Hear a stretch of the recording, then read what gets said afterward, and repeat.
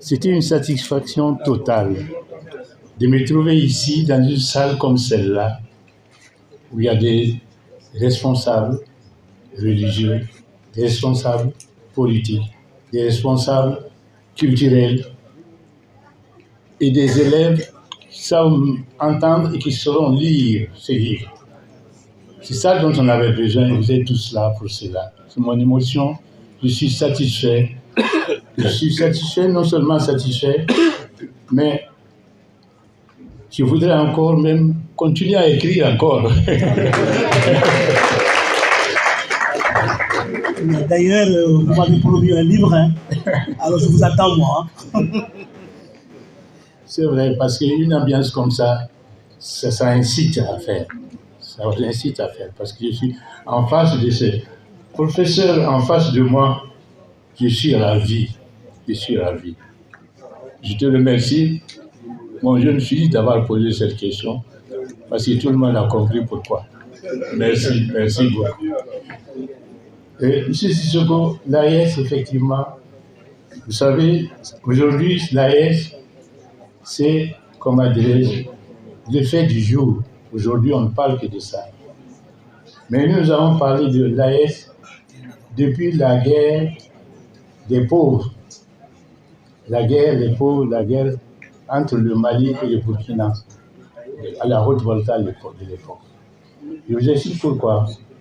Parce que, il fut un moment, ce chef de canton de Bobo-Dioulasso a vu que la guerre là continuait, ce n'était pas normal. Il a invité les religieux pour faire une prière, pour que la guerre cesse et que d'autre part, il n'y ait plus de guerre entre le Burkina et le Mali, et la Haute-Volta du moins, et le Mali. Alors donc, cette prière a été confiée à un responsable qu'on appelle Tidiane Démé.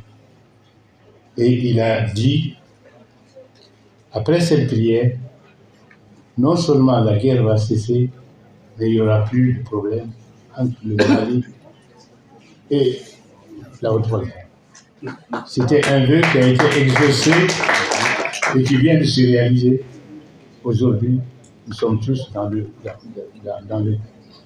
la situation, effectivement, de certains présageaient déjà. Alors donc, c'est un peu ça, je dis qu'on est rentré dans l'AES. Sans compter d'autre part le fait que mon père ayant quitté ici pour aller s'installer au Burkina, ça même c'est l'AES.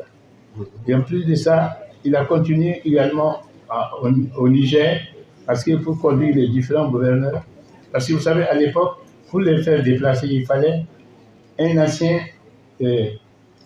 militaire, parce qu'il fallait la sécurité.